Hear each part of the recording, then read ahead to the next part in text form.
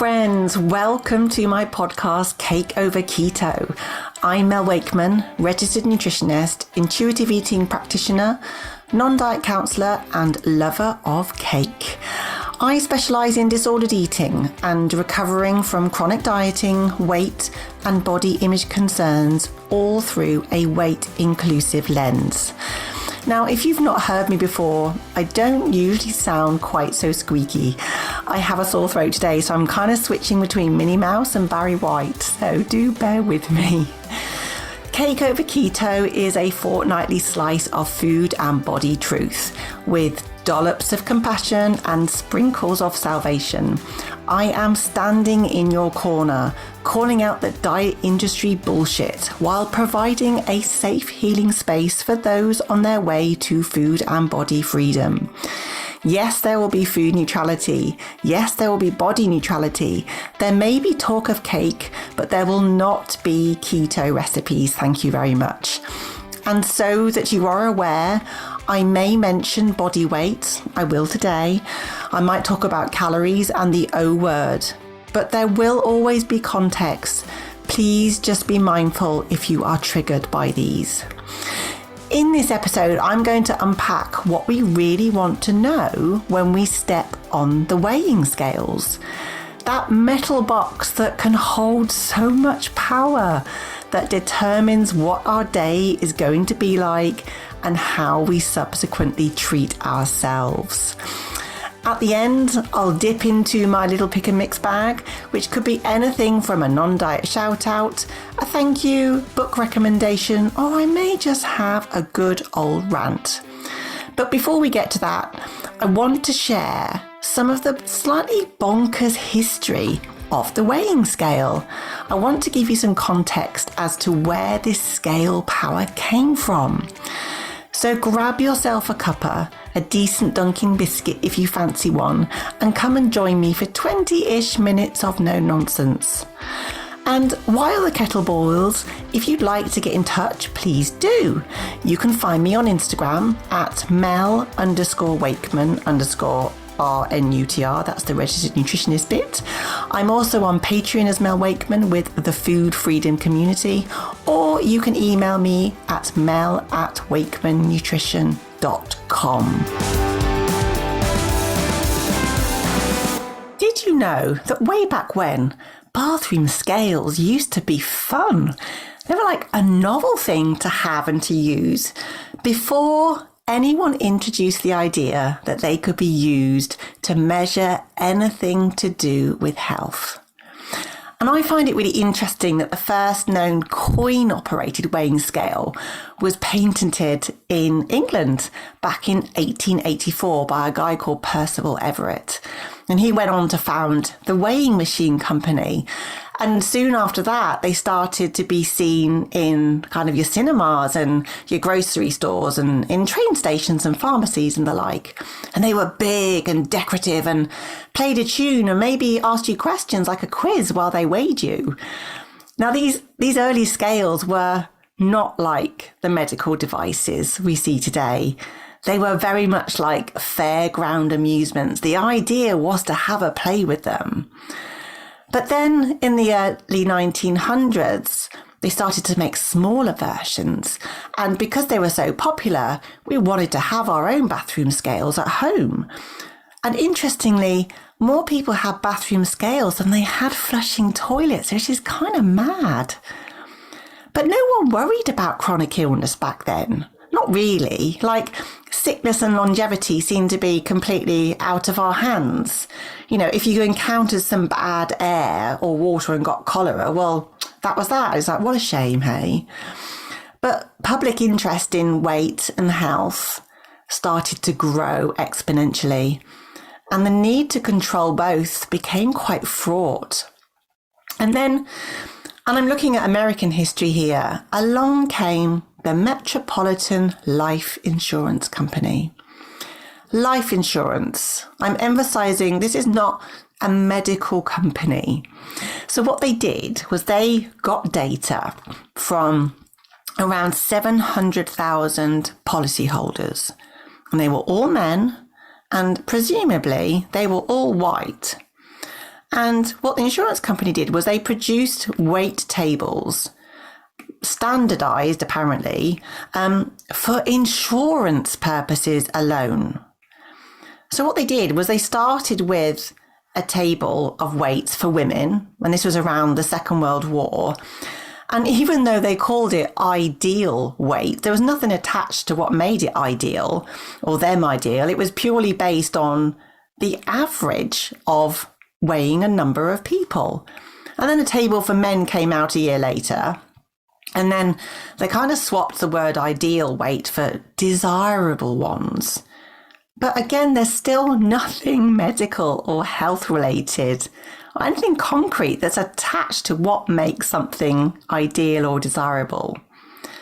But hey ho, then the body mass index took precedence in the 1980s. And you may know this, but BMI was never intended as a measure of individual body fat, build, or health. And we're like 100 years later after the first bathroom scales came out. And despite our knowledge of the significant limitations of BMI and kind of how meaningless it is, I call it the bullshit measuring index, these scales and the importance of these numbers remain fixtures in our lives. So that's giving you a little bit of a touch of what's been, where did these scales come from? Let's move on to the main piece of cake and tuck in. Let's explore why we feel so compelled to use this metal box of tricks.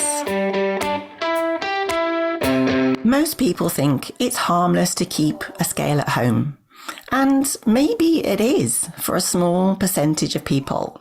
I mean, you can just choose not to get on, can't you? And of course, they come in handy for weighing luggage when we go away. But if you use knowing the number as an indicator of your worth to determine how much to eat or not eat, or to determine your mood, it's not so easy to say, I don't want to, or I don't need to know the number anymore.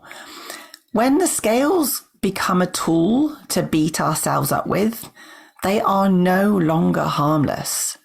For me, Mondays were always the day I had to see how bad it or I was, the extent of the aftermath of the weekend. I don't ever recall being excited about jumping on the scale. Rather than a woohoo, there was trepidation and dread of what they might say. And the tone of my day would then be set in stone. So if the result was, quote, good, unquote, I had my excuse to eat all the food as my reward, which typically ended in me feeling guilty and ashamed. And if the result was, quote, bad, unquote, I was ashamed and wouldn't allow myself to eat, which typically led to an evening of binging because I had to play catch up during the night. And that was the pattern, the all or nothing approach of on or off, do or don't. And it's been both my personal and professional experience that has shown me weighing scales keep people stuck on a roundabout they can't get off for much of their lives. They suck the life out of us. And so I've been recalling the stories I hear from my clients of the reasons they weigh themselves. The reasons under what seem to be the obvious reason. In other words, what lies beneath that also important number. Whether my clients are weighing themselves 5 or more times a day or once a week, that underlying reason is common. It's not because they don't realize the changing numbers mean fluctuations in, water levels in the body or being dependent on what we've eaten or done and what their hormones might be doing. It's that there's something else fluctuating that they can't measure. It's that something, some feeling that feels too much or too hard. And they believe that if they just check in and know the number, then they will know. But know what? Like me, some will say, well, if my weight's lower or the number's lower, I'm relieved and yeah, I deserve to eat. And some will say, if the number's higher, I have to cut back and exercise more. And I feel disappointed and frustrated with myself. Know that our bodies can be complicated objects to be in, to be with. It's no wonder we can hold such mixed feelings about them. And it can be particularly difficult if we feel awkward or unsafe in our body. Maybe we came into this world or we've grown in this world as a different shape or size, ability or skin color, something that isn't easy in this world when society doesn't always make our body a comfortable place to be. When we carry judgment, rejection, or pain, we don't often find our body a safe place of refuge. So what we do is we go up into our heads. We get stuck on our heads and we spend a lot of time thinking about the perceived problem. And we try to solve and fix the problem, which we see as our body, in order to try and regain a sense of control. And we are not taught to see our body, emotions, and mind as a team that works together. So we separate from our bodies and our emotions, disconnecting from ourselves, losing our sense of self. And we forget how to meet ourselves in the present moment with genuine appreciation. Men and women living by the power of the scale believe in a distorted system that says thin or leaner equals better or healthier or more wanted, more acceptable, more lovable, more successful, stronger, more disciplined. These kind of redeemed characteristics, yet fat equals not healthy or attractive, not wanted or disciplined. Fat is judged. Fat is shamed.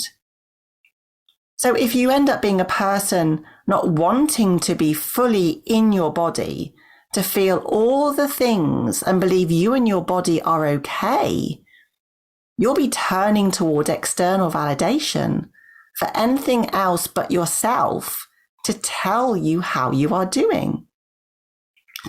So when we don't know why we feel uncomfortable, we often believe it must be our body and our weight that's the problem, because that's the most readily available answer to why we must feel good or bad, because this is what the world tells us repeatedly.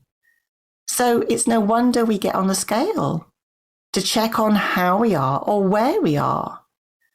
We use the scale to tell us what to do with how we feel, assuming our body size actually caused the uncomfortable feeling as if it was our body's fault. So let me share a story from a client moving away from dieting when she was exploring her relationship with the scale. And she knows her weight has remained relatively stable since she's given up dieting, but she's struggling to give up the scale. She still gets this urge to check in, but is not sure why. But with non-judgmental inquiry, I asked, well, when you get on the scale, what is it that you're looking for? Because, your body is managing your weight just fine. And she sat there for a moment and said, well, it was always how I started my day. When I saw my weight, I knew how to feel because so little in my life felt certain at the time. In the past, the weight going up would make me feel ashamed because I believed others would see my lack of discipline. When the weight was down, I might feel relieved that I was supported and accepted of my weight. So she felt very uncertain about where she stood in life or how to trust herself. Instead, looking almost exclusively outward to those who might provide her reassurance that she was okay. So I helped her to continue to use her body's wisdom with attuned and non-diet eating to find peace with her weight, helping her to build body trust, ending her need to use the scale as a gauge in her life. What a richer life you might have if the scale wasn't the ruler of your day and how you measure your self-worth. Remember, we are not born fearing weight gain, but we live in a society that stigmatizes and discriminates against folk in bigger bodies, in fatter bodies, holding any fat. The fear of being judged, ignored, or criticized and misunderstood is absolutely real and valid, you know? But when we are constantly told thinner is better, based on no evidence, I might add, we start to believe it. And if in an attempt to avoid this fear, we engage in behaviours like restriction and compulsive exercise, we are very likely to cause physical, psychological, and emotional harm. And remember, we don't make the best decisions when they come from a place of fear because our logical brain is not allowed to have a voice. So today's message might be, perhaps make a commitment not to weigh yourself today or this week. I'm not saying it will be easy, but a life free from anxiety and guilt awaits you. So it's pick and mix time, and this week I have a book to recommend. It's called Fear of Weight Gain by Tabitha Farrar. She published this last year in February 2021, and it's a really nice thin book. It's very digestible, and Tabitha is an eating disorder recovery coach. She's published 4 other books, I believe, and I just want to read some of the back cover to you. She says, we live in a culture that glorifies thinness. For people who attempt to suppress their body weight in order to achieve this culturally celebrated thinness, the behaviours they engage in, like dietary restriction, exercise, etc., serve to reinforce their belief that weight gain is a threat to them. This threat and fear response leads to the continuation of behaviours that are designed to suppress body weight. So restriction, purging, excessive exercise regimes. It is the fear of weight gain that is responsible for the feelings of negative body image that so many people in our culture experience. This book outlines the implicit biases and subsequent behaviours that lead to fear of weight gain developing, then goes on to explain the neural rewiring required to overcome it. So yeah, she really helps you understand how we develop this implicit anti-fat bias or bias towards thinness and what this fear can look like. And what really resonated with me was her explanation of the fight, flight, freeze and fawn responses and how they can all get a bit fucked up, to be honest. Now, I don't necessarily agree with all of her recovery strategies, but overall this is a hugely helpful and reassuring book that you might want to add to your reading list. So that's it for me this time. Thank you so much for joining me.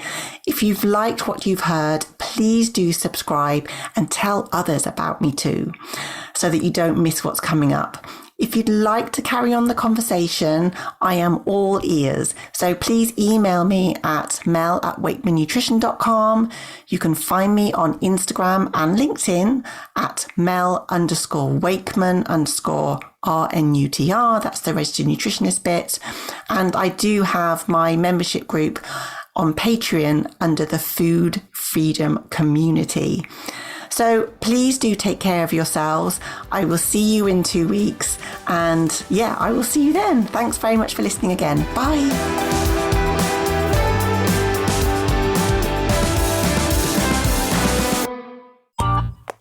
This has been a Monkey Pants Productions podcast.